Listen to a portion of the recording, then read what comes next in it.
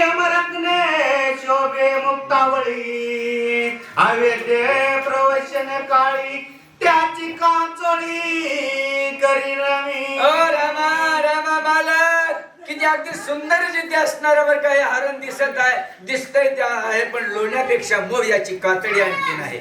पण दुसरा उद्देश जिथे आणखीन आहे ज्यावेळेस 14 वर्षाचा वनवास संपला जिथे जाईल त्यावेळेस आपण अयोध्येमध्ये जाणार आहोत. त्यावेळेस काय करायचंय अर्ध हरणाचं जे चर्म आहे त्याच्यापासून माझ्या शरीराच्या ठिकाणी परिधान करण्यासाठी मी जिथे कंचुकी म्हणजे चोळी तयार करीन. अर्धा जो भाग शिल्लक राहिलेला आहे तुम्हाला ज्यावेळेस असणार राज सिंहासनाच्या ठिकाणी बसताल त्यावेळेस ते असणार चर्म तुम्हाला जिथे राजगादीवर जिथे स्थापन करता येईल. बघा काय सामर्थ्य. राजा रावण हा एकटा नव्हता याच्या अगोदर असणारा 1000 मुखाचा राजा रावण होता.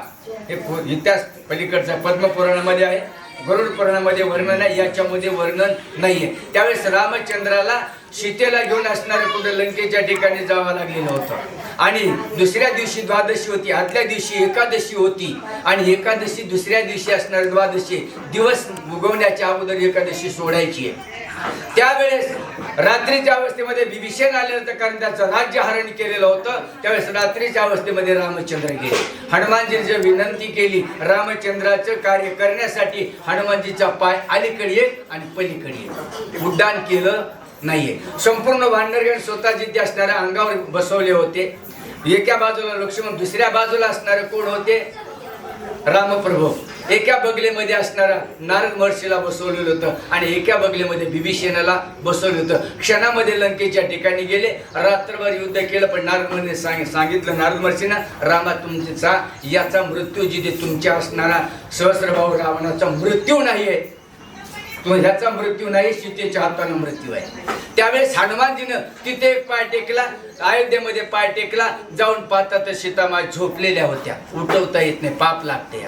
मग घरच उचलून हनुमानजीने तिथं नेलं. रामा तुम्ही जाणं आणि तुमची पत्नी जाणं माझं घेणं देणं नाही. रामचंद्र गेले. सीतामाईला संकेत लागला. सीतामाई उठल्या गेल्या. त्यावेळेस असणार उठल्याबरोबर आणि पाहिल्याबरोबर असणार रामचंद्र दिसले. म्हणजे रामचंद्र आले का झोपेतून जागा व्हावा अशी अवस्था आणखीन आहे. जाग्या झाल्या. रामचंद्र सीते उरक लवकरात लवकर या दुष्टाचा संहार करायचा.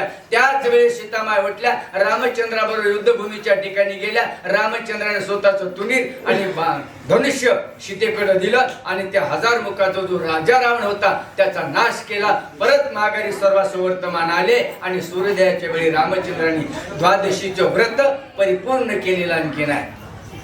येतो विद्या प्रवेश सवयास उरली अवधी शेषवास तरी ते कंचुकीची बहुतास तुम्ही उदास मालक 14 वर्षे परिपूर्ण जिथे असणारे होत जवळजवळ भरत आलेले आहेत. कुठं 6 महिने शिल्लक राहिलेले आहेत आणि अशा वेळी आपण अयोध्या नगरामध्ये जिथे जाणार आहोत तुम्हाला अर्ध आणि मला अर्ध. पण या ठिकाणी तुम्ही ज्यावेळेस मी तुम्हाला मागणं मागितलं त्यावेळेस तुमच्या अंतःकरणाच्या ठिकाणी खिन्नता दिसू लागलेली आहे उदासता दिसू लागलेली आहे. सीतामाई रामचंद्राला बोलू लागलेल्या आहेत. दिव्य अलंकार भूषणा त्यावली त्वचा शोभायमान तिचे पुढे नवरत्न खदोत्त जागा श्रीरामा. हिरे आहे पाचवा आहे माणिक आहे प्रवाळ आणखीन आहे. ज्या नवरत्नाची शोभा आहे त्याच्यापेक्षा असणाऱ्या कातडीची शोभा जिथे आणखीन आहे कारण त्याच्या पाठीवर ठिपके ठिपके होते. हिरे पाचू माणिकाप्रमाणे दिसत. मागे उदाहरण घे सूर्य चंद्रासारखं त्याचं तेज जिथे आणखीन होतं. म्हणून माझं मानस आहे की आपण जिथे 6 महिन्यानंतर आपण अयोध्या नगरामध्ये जाणार आहोत याच्यासाठी सुंदर अशा प्रकारचं दोघा जणांचं कार्य परिपूर्ण होणार आहे. एक तर मला कंचुकी आणि दुसरं म्हणजे तुम्हाला आसन मिळणार आहे. मृगाचे हृदयाचे हृदयत जाणून सीतेचे मनोगत संतुष्टला श्री रघुनाथ कर्तव्यार्थ लक्ष्मी. आपल्याला एका घंट्यापूर्वी काय झालं ते आपल्या लक्षामध्ये राहत नाही पण प्रभू रामचंद्राने हृदयगत जाणलो. एक तर सीतेचं हृदयस्थ जाणल्या गेलं आणि दुसरं ते जाणल्या गेलं आणि त्या आणि सुचेत म्हणून बाबासाहेब चौरे महाराज जीवाची वाडी.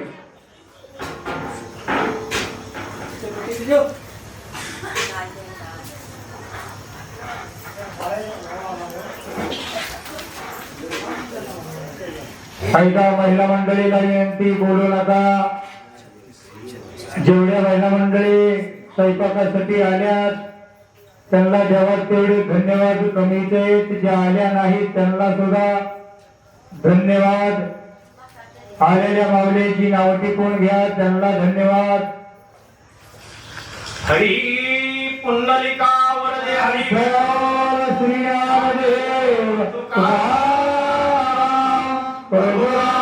चंद्र भगवान जय. राम भक्त हनुमान महाराज